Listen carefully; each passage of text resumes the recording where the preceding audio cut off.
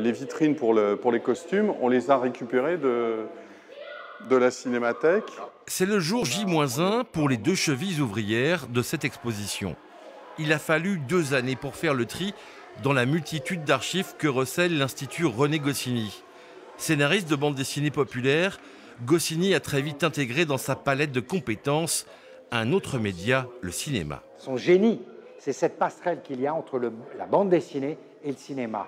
Un grand créateur de bande dessinée qui s'inspire du cinéma et qui lui-même va faire des grands films pour le cinéma.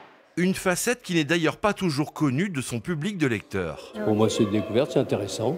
Goscinny crée ainsi les studios d'animation Idéfix en 1973 et produit plusieurs longs métrages autour de son œuvre.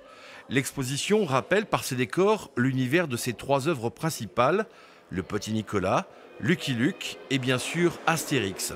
C'est vraiment riche comme iconographie. Vraiment, ils ont assemblé beaucoup de choses et c'est magnifique. C'est très bien fait.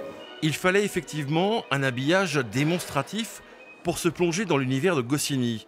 Il y a la forme mais aussi le fond, des documents vidéo où l'on apprend que Goscinny collabore à plusieurs reprises avec Pierre Tchernia pour des productions télévisuelles. Il a été contacté par des responsables de chaîne qui disaient on aimerait bien faire quelque chose avec Astérix. Et Goscinny, très prosaïque, a dit écoutez, c'est pas possible. Un acteur qui ressemblait à Astérix, c'est un abo avec une tête énorme, c'est un monstre, il fera peur aux enfants. L'empreinte du cinéma sur l'œuvre de Goscinny est telle que l'exposition reprend des dizaines de références de grands classiques du western américain, des scènes que l'on retrouve évidemment dans Lucky Luke.